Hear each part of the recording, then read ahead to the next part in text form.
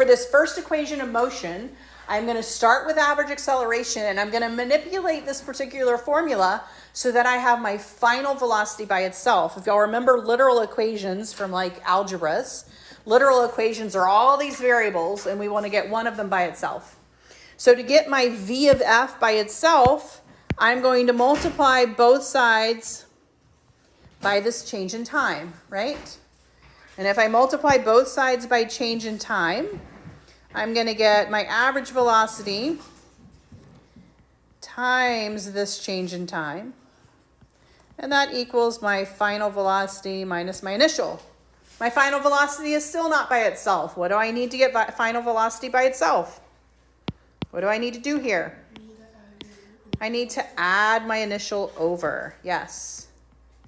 And so when you solve for v of f, what you have is your final velocity equals your initial velocity plus your average acceleration times your time. Your average acceleration times your time. They point out that it resembles your y equals mx plus b there. Because you have an initial and you have a slope times a time, right? It looks similar to a linear equation there. You can have then a time velocity graph. This has uniform acceleration. My acceleration is not changing here, as you can see from the slope. What does this tell me? Oh, this tells me that I didn't start at zero velocity, right? Does everybody see that? So your y-intercept, so to speak, tells you your initial, your starting point. And then this tells you your change. How is it changing? The change in velocity then is going to be your acceleration, right? Your acceleration is your change in velocity over your time, right? And so that's your y2 minus y1 over x2 minus x1. It's your slope. It's your slope of that equation. So let's look at the example that's there. It says the missile launched with an initial speed of 246 meters per second. The average acceleration of the missile during the 15 seconds of the flight was 175 meters per second squared. Draw a velocity time graph. Velocity time graph. Well, to draw a graph, we need some starting points and ending points. The starting points are pretty straightforward. Starting time, nothing. Starting velocity, they handed that to me, right? Starting time was nothing. Starting velocity, they handed to me. I need a second point.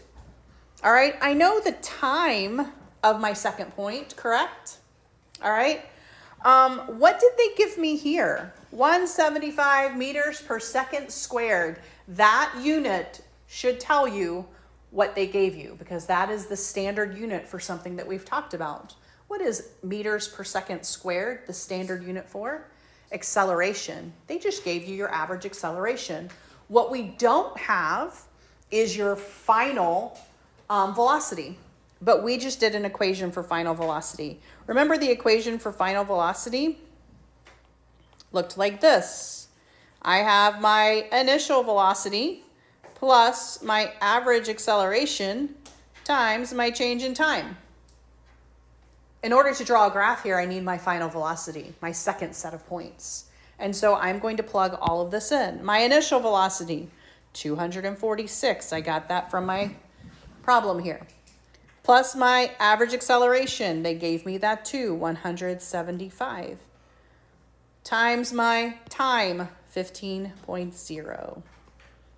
When you plug all of that into your calculator, you should get 2,871. Look at my problem. Look at my initial problem up here. How many significant digits do I have? Actually, all three of the measurements they gave me. 3. How many did I have in my answer?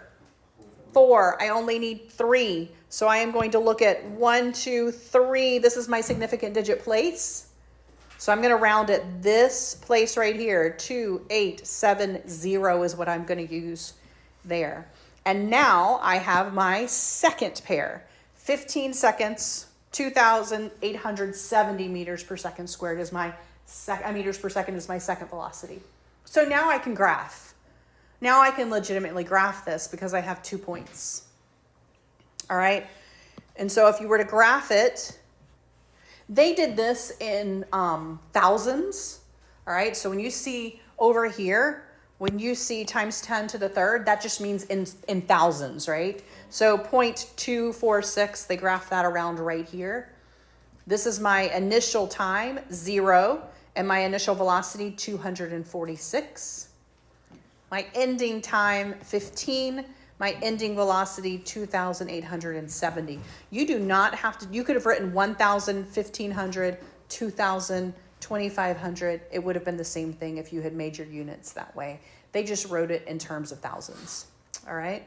But that would be the graph of that. Okay, so we all know this guy. This is average velocity, all right? This is my displacement divided by my time. Displacement divided by my time. Let's say we get displacement by itself. How would we do that? How would we get displacement by itself?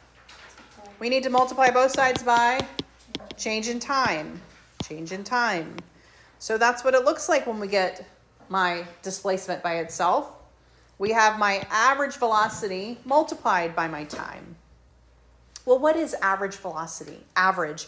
If I have two velocities, to find the average of something that I have two of, what would I do?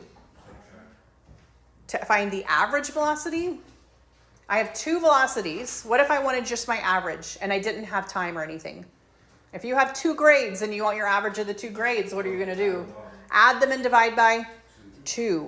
And so if you have two velocities and you're just finding average velocity, you're going to add up your initial and your ending and divide by 2. All right. So then what we can do is we can go back to our change in right here, back to this one, our displacement, and we can replace this with this. Just substitute. So we're going to take average velocity and we're going to plug in what average velocity looks like. And so that's what it looks like there when we do that.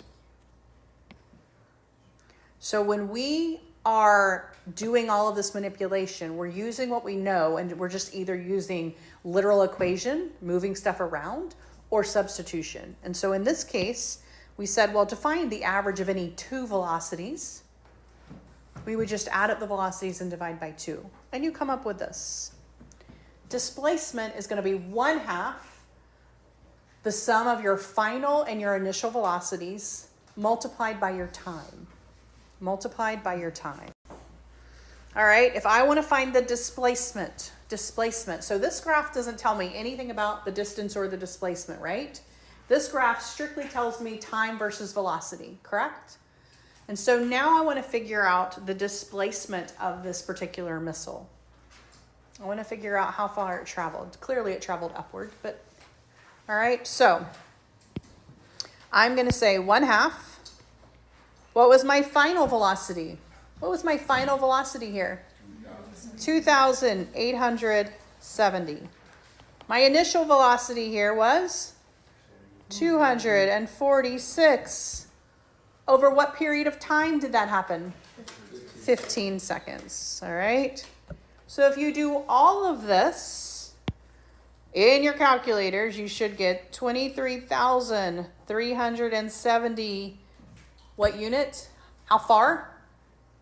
How far am I traveling? I'm traveling in meters per second, so that's meters, right? Probably wouldn't leave it like this. It would be like if I had given you that many feet. What would you probably use if you were using that many feet? Probably miles, right? So in the world of meters, we would probably use kilometers here. Kilometers. How many meters are in 1 kilometer? Kilo? 1,000. If you divide that by 1,000, you're going to get 23.370. However, how many significant digits did I have? Remember? How many significant digits did I have? This was actually 0.0. So how many significant digits did I have? 3. All right. 1, 2. This would be my third significant digit. I need to round him. So it's going to be 23.4 kilometers is how far it traveled, the displacement. Positive 23.4 kilometers upward, or you could leave it as positive. So we're still talking about our first equation. Determining the displacement graphically then is what's called the area under the curve. the area under the curve. So when I show you the graph and what you saw before, the curve was actually a line, but it's going to be called a curve. You can think of the curve as a generic and a line as a more specific, okay? And so determining displacement from velocity is the area under the curve, whereas determining velocity from position or displacement is actually the slope of the tangent. Remember we talked about slope of the tangent line? So slope of the tangent line refers going from like position to velocity or velocity to acceleration. When you go backwards, when you go from acceleration to velocity or velocity to position, you're looking at area under whatever was created from that graph, all right? Whatever was created from that graph. And so we're going to use our graph that we did before without numbers. We're just going to look at kind of the way it's set up, which is what's in notes there. So remember we had an initial velocity that was not zero, right? Initial velocity was not zero. It started above the graph on the left-hand side. It went to an ending velocity here, an ending velocity right here, okay? So if I wanted to find the area of that whole entire thing, I would need the area of this triangle, right? Plus the area of this rectangle. Does that make sense? If I wanted to find the area under the whole thing, all right? Area of a triangle. Area of a triangle is 1/2 base times height. All right? Everybody agree with that? 1/2 base times height. So area of a rectangle is just the base times the height. So if we look at this rectangle piece right here, this base is my change in time. Yes? Everybody agree with that? This height is actually my initial velocity. So the area of this rectangle is my initial velocity times my change in time. So far, so good. All right, let's look at the triangle. Triangle is 1/2 base times height. 1/2, that's easy. My height here is still my change in time, or my base is still my change in time, rather, 1/2 my base. My height, however, is my velocities.